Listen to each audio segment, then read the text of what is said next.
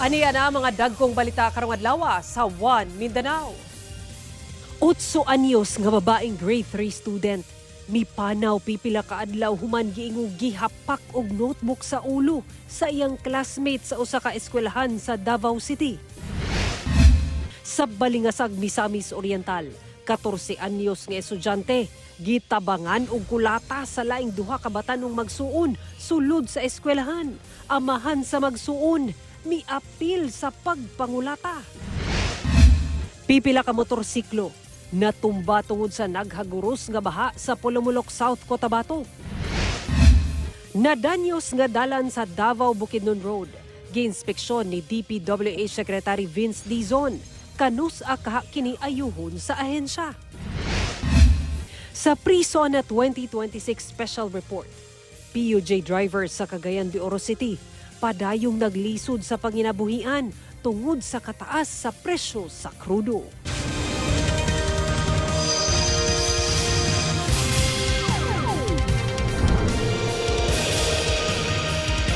Mayong hapon, Mindanao. Ako si Sara Hilomen Velasco. Miulbo ang kagubot sulod mismo sa usa ka eskwelahan sa Balingasag, Misamis Oriental. Ang biktima, usa ka 14 anyos nga estudyante nga gitabangan og kulata sa laing duha ka mga batan-on ug amahan sa mga nangulata. Nakaalerto si Cyril Chavez. Makita ang sinumbaganay ni ining mga kalalakinan sa sulod sa campus sa usa ka pribadong eskwelahan sa Barangay 2 sa Balingasag, Misamis Oriental alas 12 sa udto adlawng Miyerkules. Sa laing kuhang video, kita nga dunay mibulag sa mga nalambigit sa rambol. Among kagubot may resulta sa kalisang sa ubang estudyante nga anaa sulod sa campus. Sumala sa kapulisan, unang gitabangan og sumbag sa usa ka lalaking estudyante og sa iyang igsuon nga dili estudyante sa mong eskwelahan ang usa ka 14 anyos nga estudyante. Miapil sab daw sa pagpanumbag sa 14 anyos nga biktima ang amahan sa magsuon. Nadakpan sa kapulisan ang amahan samtang gidala sa MSWD ang magsuon nga unang nangulata sa biktima. Ang nahitabo, ang katong mga estudyante po nga naa sa palibot, na aduna po yung mga allegedly nga mi laban no sa maong biktima. So mao kato makita nato sa video nga adunay kagubot gyud nga nahitabo. Usa sa mga ginalantaw karon sa kapulisan kung daan na ba nga giplano sa amahang sospek ug iyang duha ka mga anak ang pag-atake ngadto sa biktima. Ginasulayan pa si GMA Regional TV 1 Mindanao nga makuha ang pahayag sa sospek apan daan na kini mipahayag sa kapulisan nga anaa siya dito sa eskwelahan aron sunduon ang iyang anak. Migula nga ang katuding 14-year-old nga biktima o ang katong 14-year-old pod nga usa sa mga CICL is aduna ni sila mga personal grudges na nahitabo before, no, adunay mga incident nga mga ginagmay nga bullying allegedly, and busa kato mi resulta sa kaning pagsinumbagay. Buod sab iklaro sa PNP nga walay kamatuoran ang mikalat nga impormasyon nga adunay armas o hinagiban nga nakasulod sa mong campus. Based sa atong investigation, walay armas, walay hinagiban nga nasulod, no, na isulod sa ato ang sa eskwelahan. Ang maong insidente plain and simple nahitabo sa komosyon, no, kaning panagsinumbagay sa between minors or mga katong CICL katong biktima na naapil usab ang amahan, no, sa mga CICL. Gisuwayan sab nato nga makuha ang pahayag sa Department of Education apan wala pa sila tubag sa atong mensahe. Karon, ana-ana sa kustodiya sa PNP ang amahan nga nangulata og mag-atubang og kasong paglapas sa Special Protection of Children Against Abuse, Exploitation and Discrimination Act. Kauban si Roland Cañas, Cyril Chavez, One Mindanao. Tabila mga kapuso, sanglit sensitibo ang musunod nga balita. Usa ka bullying incident matud ba ang nahitabo sulod sa usa ka public elementary school sa Davao City. Diin gikamatay sa usa ka babaeng grade 3 student. Ang detalye sa report ni Argil Relator. Mipanaw ni adtong Martes sa hapon, pila ka oras human gidalas sa ospital ang 8 anyos nga batang babae. Adlaw Miyerkules, dihang mi-report sa Santa Ana Police Station ang inahan sa bata nga biktima ang iyang anak sa matang sa bullying sulod sa usa ka pampublikong elementarya sa Davao City. Migula sa investigasyon sa kapulisan nga niadtong July 17 sa hapon, giingong gihapak og notebook sa iyang lalaking classmate ang biktima. Nangyari daw po is nag-away yung dalawang bata and allegedly hinampas ng subject yung batang babae ng notebook sa ulo. As of this time, ito pa lang po yung confirmed talaga na ginawa nung batang lalaki sa batang babae na wherein inamin niya sa teacher na hinampas niya talaga ng notebook sa ulo yung babae. Nakabati matud pa og pagpanakit sa lawas ang bata, busa gipahilot una. Niadtong Martes sa buntag, gidala siya sa ospital. Apan subo palandungon, mipanaw kini pagkahapon. Initial findings ng physician, meron po silang referral letter. Cause of death po is brain injury and traumatic, brain failure and traumatic brain injury.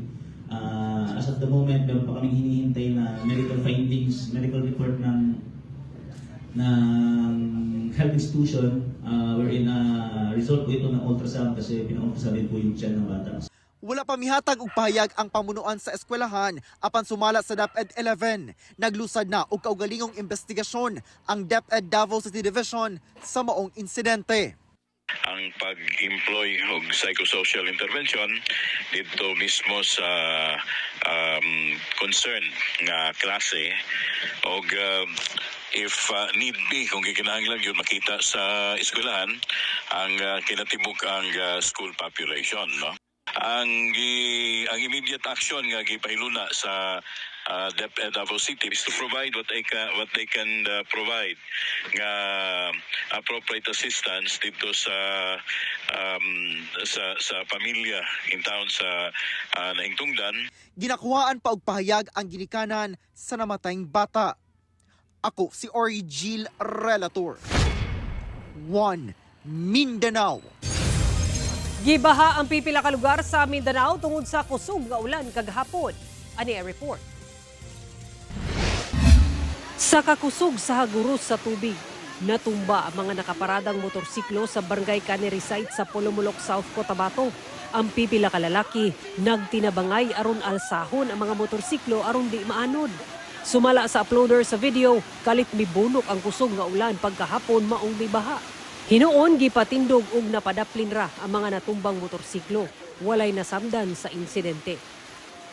Sa Davao City, palisuray-sab ang pag-agi sa mga motorista sa kalsada sa Barangay Mandug. Pipila ka motorsiklo ug pedicab ang mitirik dihang gipugos og tabok. Wa madugay mihubas ra ang baha ug nakaagi ang mga motorista. Samlang Cotabato, nangatumba mga punuan ug sanga sa kahoy nga mibabag sa pipila ka kalsada atol sa kusog nga ulan sa lungsod. Tungod niana, daghang motorista ang stranded. Nagpahigayo na og clearing operations ang MDRRMO aron tangtangon ang mga harang sa kalsada. Nalimpyo ra ang kalsada pagkahapon. Walay nasamdan sa insidente. Sa Antipas, Cotabato, nakasinati og pagbaha og landslide hinungdan nga daghang basakan ang nangaguba. Sumala sa mga otoridad, 2.3 million pesos ang natalang kadaot sa lugar. Gihatagan na og hinabang ang kampin 400 nga apektadong magbanay. Sumala sa Pag-asa, habagat ang nakaapekto sa pipila ka lugar sa Mindanao. Sara Hilomen Velasco, 1 Mindanao. Nalumos ang usa ka lalaki human mitikyaob ang gisakyang bangka sa Buldon, Maguindanao del Norte. Nakuhaan og video sa usa ka residente ang pagtabok sa bangka sa sapa pinaagi sa pagbira sa pisi sa Barangay Edcor niadtong Martes. Samtang paduol sa Pikas Baybay, kalit na putol ang pisi maong gisulayang mobalik sa bangka. Apan nawad-an kini og balanse tungod sa pagsulod sa tubig hangtod sa mitikyaob. Sumala sa kapulisan, nahulog sa sapa ang 12 kasakay sa bangka. Nakalangoy pa pabalik sa baybay ang mga sakay gawas sa usa. Nakaplagan ang iyang lawas ug gidala sa ospital apan gideklarang dead on arrival. Tungod sa insidente, nanawagan ang mga residente nga tukuran og tulay ang ilang lugar. Mituman ang Davao Light and Power Company sa kamanduan sa Energy Regulatory Commission nga suspendido una ang pagputol sa linya sa kuryente sa mga wala nakabayad. Sumala ni Engineer Enric Zartia, ang President ug Chief Operating Officer sa Davao Light and Power Company sa pakiginabi sa GMA Super Radio Davao. Padalhan gihapon og billing ang mga konsumante aron masayod sila sa ilang konsumo ug mga bayronon. Ang pagbayad sa mga konsumante mamahimong tunga-tungaon hangtod sa bulan sa Oktubre. Giabisuhan ang mga konsumante nga bisan walay putol sa linya, dili kalimtan nga mobayad sa ilang konsumo aron dili madak-an sa umaabot nga panahon. Una nang gianunsyo sa Energy Regulatory Commission nga gilugwayan ang suspension sa disconnection sa mga wala o kulang ang bayad sa bulan sa Agosto hangtod Oktubre karong tuiga, subay sa deklarasyon sa National Energy Emergency.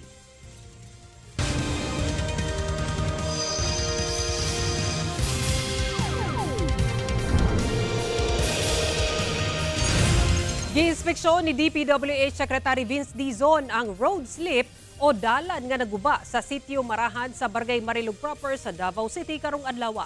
Aning report ni John D. Esteban. Giulan ang gipahigayong on-site inspection ni DPWH Secretary Vince Dizon sa nahugmak nga bahin sa Davao Bukidnon Road, partikular sa sitio Marahan, Barangay Marilog proper, Davao City, Huwebes sa buntag. Ang mga pasahero sa bus magbaguod pa og karga sa ilahang mga bagahe kay mubaktas pa og sobra 100 meters aron musakay sa unahan kay dili maagian og sakyanan ang dalan. Instead good ma'am kay kuan man ganang instead nga diretso ang biyahe so magkunong ka dito bago makalusot dire. Dapat na mo sa pasero diri mo baklay ang pasero kay dili naman pagkakaron dili naman pagihan og motor o paan bao-bao. Mo baktas ang mga tao ding namong basta nagpaabot sa tumoy. Gipapangitaan na matupa og pamaagi o engineering solution ni Secretary Dizon ang nahabilin nga karsada aron maagian sa light vehicles ug bus. Mamahimong mag-install og slope protection sa matag kilid ang DPWH nga sugdan sa Lunes aron masiguro nga luwas agian samtang ginatun-an pa ang long-term solution sa problema. Meron pa namang natitirang siguro mga 6 na metro dito na pwedeng daanan ng mga light vehicles. So naghahanap tayo ng engineering solution na mabilis, temporary na para lang madaanan. No? At hindi na kailangan yung mga kababayan natin na nasa bus, pababa, magbuhat ng mga gamit nilang mabibigat, maglalakad at sasakay na naman. Kawawa. Ang anaa sa pikas kilid nga namuyo, gipapahawa na kay delikado na pod kay naanay nakita nga mga liki sa yuta. Usa sa mga apektado mao ang pamilya ni Vivian, kinsa 12 ka tuig na nga nagpuyo dinhi. Ano naman ma'am kay ang sa unahan tapos dito may nagliki ng yuta. Tapos sa man matuan mo. So mo na hindi ka balakan. Sana matagaan gamay lang, bisa gamay lang matukuran para babalhin ni. Hinuon sumala sa kapitan, dunay nagdonar og yuta nga kapuy-an sa 11 ka apektadong pamilya. Lakip dinhi ang 5 ka pamilya kansang balay na apil og kahugno sa landslide ug ang uban mao ang mga kinahanglang pabalhinon. Na ay family or clan nga nag-donate sa ilahang kabalhinan sa ang mga biktima sa landslide. Floor area niya is 70 ang sukod na mo sa floor area. So tanan gyud kung sakto sila tanan dito na sila sa tanan. For the meantime, naa sila karon sa shelter sa pahulayan ni Nanay Suling. Ang uban po na sila mga direct families. Yung mga tinamaan ng mga bahay, tutulungan sila ng DSWD tsaka ng DSUD para may relocation tsaka matulungan din sila sa pagpapagawa ng mga bahay nila. Sumala ni Dizon tungod sa mga insidenteng landslide sa Davao Bukidnon Road, kinahanglan na matud pa kini og usa ka dakong pagtuon apan manginahanglan og foreign funding. Kauban si Bebot Kahes sa kamera. John D. Esteban, 1 Mindanao. Kapin 234 million pesos nga kantidad sa smuggled nga sigarilyo ang nasakmit sa Philippine Navy sa Olotanga, Zamboanga, Sibugay. Moabot sa 1,436 ka karton sa gituhang smuggled nga sigarilyo ang nasakmit gikan sa usa ka dakong motorized bangka ato sa operasyon sa Philippine Navy sa Lutangan Island o Lutanga, Zamboanga, Sibugay adlong Domingo. Bukan tedad kini sa 234.3 million pesos. Gikustudiya karon sa Bureau of Customs Port of Zamboanga alang sa saktong disposisyon. Lakip na ang mga bangka nga gikargahan. Samtang gikustudiya sa otoridad ang 13 ka mga tripulante alang sa investigasyon. Sanglit wala kini mapakitang igong dokumento. Posibleng mag-atuwang kini og kasong may kalabutan sa anti-smuggling. Wala pa kini pahayag. Matod sa Naval Command Western Mindanao, ginasuta pa kung asa nagikan ang maong foreign brand nga sigarilyo ug asa kini nakatakdang ipang-deliver. Gipaniguro sa Philippine Army nga mamahimong hapsay ang umaabot nga BARM Parliamentary Elections 2026 taliwala sa sunod-sunod nga pagpangatake ngadto sa tropa sa militar ning bag-uhay lang. Kapin 2,000 ka mga Philippine Army personnel ang nakatakdang ipakatag. Ang detalye sa report ni Efren Mamak.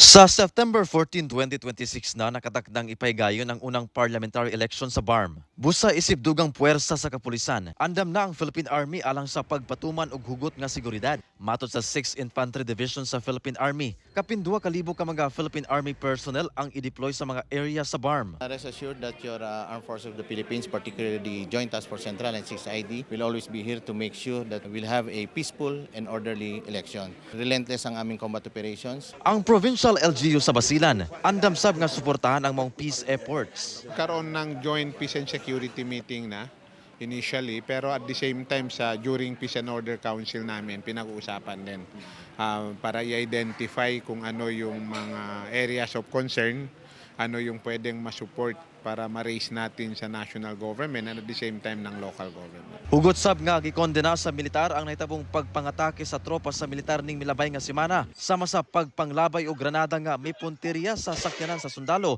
sa Sharif Agwak, Maguindanao del Sur ug pagpanglabay og granada sa command outpost sa kasundaluhan sa Maguindanao del Norte. Gituo ang retaliation o pagpanimalos kini sa mga teroristang grupo kung diin sumala sa kasundaluhan, pipila niini ang non-neutralize na. Hinoon padayon ang hot pursuit operation sa mga suspect nga nagadala og kasamok. So ongoing ating mga pursuit operations. No?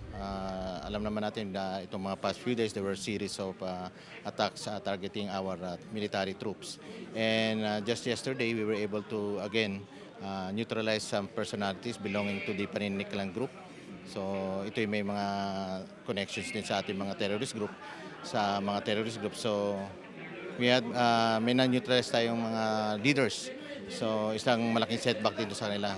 Sumala sa Provincial LGU sa Maguindanao del Norte, usasab sa hinungdan nga dunay kasamok sa lugar, mao ang Rido. Busa nagpadayon sab matud pa ang ilang ginahimong peace talks. There should be dialogue always, no? Because if there's no dialogue, each one will not understand each other. Let the law take its course, no? Kasi hindi natin masosolve itong problema on Rido. Kung gawin natin kung sino may mamatay, bayaran. Siyempre yung mamamatay tao ganado na pumatay dahil may bumabayad din Kauban si Gary Balantay, Efren Mamak, 1 Mindanao. Bibisita sa Qatar si Vice President Sara Duterte aron kumustahon ang overseas Filipino workers. Wala man mi atubang sa Filipino community, gipaabot sa bise ang iyang mensahe sa pipila ka Filipino community leaders. Sumala sa usa sa mga leader, ipahibalo sa bise sa ila nga nakatutok ang Office of the Vice President sa mga panghitabo sa Middle East ug andam daw mutabang sa mga OFW. Miagi sa Qatar ang bise, una ang iyang biyahe padulong sa The Hague sa the Netherlands aron bisitahon ang amahan nga si kanhi Pangulong Rodrigo Duterte.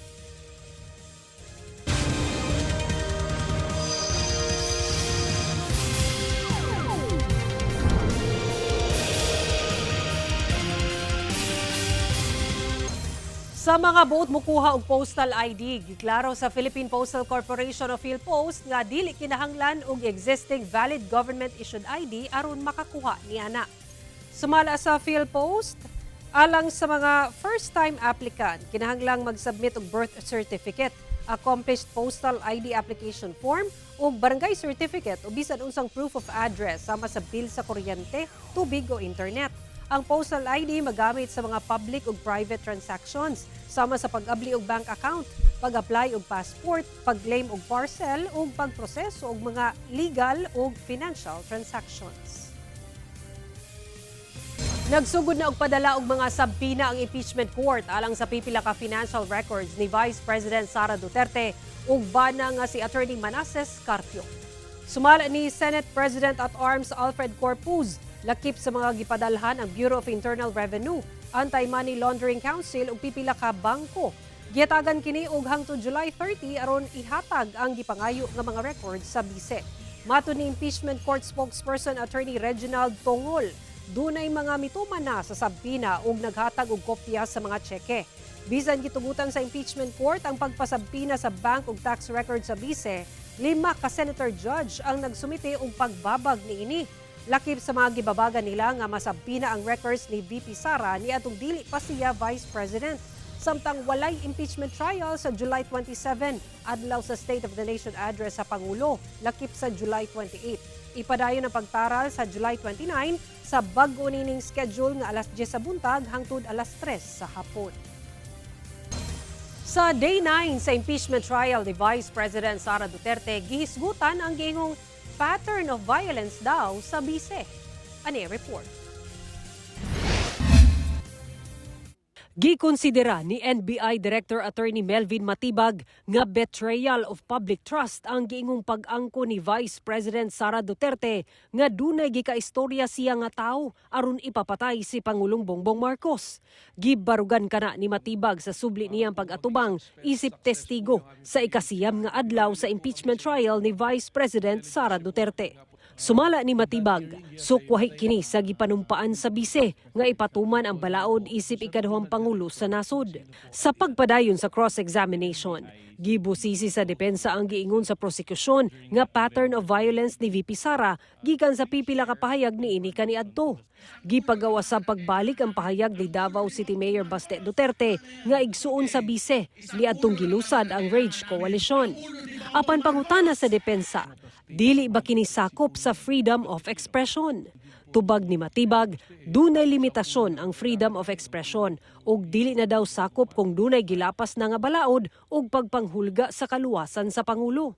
Gi-question sab sa depensa ang paggamit sa NBI sa mga pahayag ni Arturo Las Cañas, ang nagpailang kanhi hitman daw sa Davao Death Squad. Sumala nila, gituuhan sa NBI ang iyang testimonya nga wala siya giisyuhan og sabina.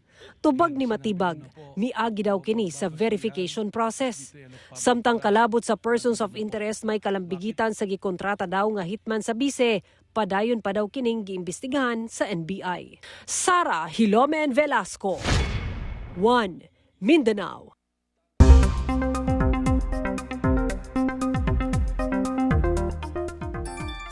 Nahimo ng bagyo ang low pressure area sulod sa Philippine Area of Responsibility ug gipanganlang Quiapo. Ulahing nasiplatan ang sentro sa bagyong Quiapo, 830 kilometers sidlakan sa Northern Luzon. Pa-northwest ang lihok niini sa gipaspason nga 25 kilometers per hour. Sa latest bulletin sa Pag-asa, nakataas ang signal number 1 sa daghang lugar sa Northern Luzon. Sumala sa Pag-asa, posibleng ig-un sa bagyo ang Northern Luzon. Posible kining maglandfall o moduol sa northeastern portion sa mainland Cagayan o sa Babuyan Islands ugma. Nakaapekto na sa nasod ang trough niini ug ang habagat lakip sa Mindanao. Base sa datos sa Metro Weather, halos tibok Mindanao gihapon ang ulanon. Daghang lugar ang makasinati og kusog nga ulan nga posibleng magpabaha o magmugna og landslide. Busa mahimong alerto, mga kapuso. 24 oras nga duty scheme sa mga pulis sa Northern Mindanao giundang na aron mas mahimong epesyente matud pa ang kapulisan sa pagresponde sa emerhensiya. Ani report ni Cyril Chavez. Wala na karon ang ginatawag nga tumba-tumba practice sa duty sa kapulisan sa Northern Mindanao. Subay kini sa mando sa mga opisyal sa Police Regional Office 10. Sa 24 oras nga duty scheme, 24 oras nga mo-duty ang usa ka police personnel ug magpahuway og laeng 24 oras kinaugmaan. Aya siya mobalik og duty og 24 oras na sab. Karon, sundo na ang 8 ka oras nga pagpanarbaho sa tanang personay sa PNP sa Northern Mindanao. Sa pagtuon sa Pro-10, ilang nakita nga mas epesyente, mas abtik ug mas maayo ang panlawas sa ilang mga personahe kung aduna sila'y saktong oras aron makauban ng ilang pamilya o makapahuway sa ilang tagsa-tagsa ka mga balay. Ang atong katuyuan niini dili ang kaning pagkunhod sa ato ang serbisyo but ang pagpalig-on no sa ato ang serbisyo. Kay kung ato ang pagalantawon walay usa ka tawo nga 24 hours no nga alerto, 24 hours nga mata Diin kabalo kita ang demand ang nature sa trabaho sa kapulisan dapat alerto gayod. Giuyunan ang bagong sistema ni Police Chief Master Sergeant Alfredo Navaja kinsa nakadestino isip base police sa Pro-10. Matud niya, sukad gipatuman kini, mas nakagahin siya og saktong oras alang sa iyang pamilya, kaugalingon ug panlawas, labi pa nga aduna na siya saktong pahuway. Apan pagpaklaro niya nga bisan pa man kuno off duty siya, andam gihapon siya mo responde o may serbisyo sa mga emerhensiya. 3 shifting, 8 hours duty, aduna sila 16 hours pod no.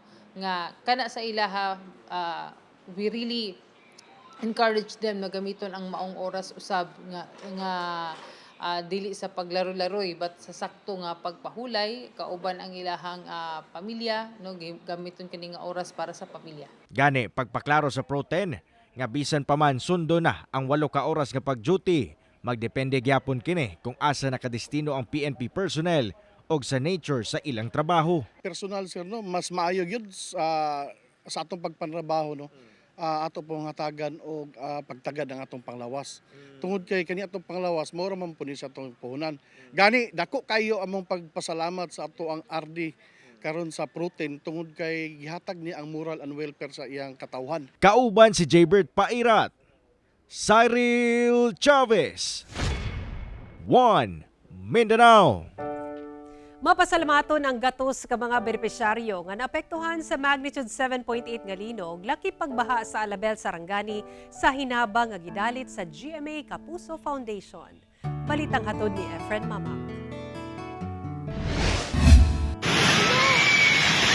Sa nahitabong magnitude 7.8 nga linog nga ang epicenter sa Maasim, Sarangani ni atong June 8, wala sab kalikay sa epekto niini ang lungsod sa Alabel, Sarangani. Pipila sab ka magbanay dinhi ang nalakip sa apektado, human partially damaged ang ilang mga balay. Giubanan pa sa epekto sa baha nga gumikan sa habagat nga gipakusog sa bagyong Inday. Isip tabang sa pagbarog, midalit ang GMA Kapuso Foundation og hinabang sa 100 ka magbanay nga gikan sa 4 ka mga barangay nga apektado sa mong kalamidad. Ang pagpang-apod-apod gipaygayon sa Alabel Gymnasium adlang Huwebes. Ang maong hinabang gikan pa sa 7.5 million pesos nga material donation sa Nitori Philippines. Bali, ang pinamigay natin dito yung mga Nitori assorted material donations, may beddings, may mga comforters, tapos may mga iba pang gamit na magagamit ng affected ng partially damaged ng lindol dito. Gikalipay kini sa mga benepisyaryo. Daghan kayong salamat nga usami nga napili na mga barangay nga mahatagan. Pero may gyud akong ginapahimangno sa ilaha nga dili lang gyud sila mawad-an og hope kay syempre sa ingon ani nga sitwasyon sakit sa ilang buot nga naingon ana sila. Atangan pa ang uban pang pagpang-apod-apod og donation sa laing mga apektadong lugar sa Sarangani, South Cotabato ug Jose Abad Santos sa Davao Occidental. Kauban si Gary Balantay, Efren Mamak. 1 Mindanao. Subling tunan sa Land Transportation Franchising and Regulatory Board o LTFRB ang mga petisyon sa pipila ka transport group alang sa taas pasahe. Kinihuman ang mando ni Transportation Secretary Giovanni Lopez nga sugdan na ang pagproseso sa mga fare hike petisyon. Sa kasamtangan, pending pa ang petisyon sa grupong Manibela nga dugang 2 pesos samtang 10 pesos nga dugang ang hangyo sa grupong Piston. Sumala ni LTFRB Chairman Attorney Vigor Mendoza, ginatunan sab nila ang posibleng pagtaas sa fuel discount sa 15 pesos kada litro aron makatabang sa mga jeepney driver ug dili na kinahanglang magtaas og pamiliti. Mamahimo ninyo makita kini nga episode pag-usab ug uban pang lokal nga balita pinaagi sa pagbisita sa official website sa GMA Regional TV o bisitaha ang among official YouTube channel ug i-click ang subscribe button para sa pinakaulahing balita sa mga rehiyon. Ug mao kato ang mga ulahing balita sa Mindanao karong adlaw. Daghang salamat sa atong mga kapuso sa Mindanao nga nagalantaw kanamo ug sa atong mga kapuso abroad. Kami ang GMA Regional TV 1 Mindanao. Walay gidapigan, walay giprotektahan. Kaniadto og karon, serbisyong tinuod lang.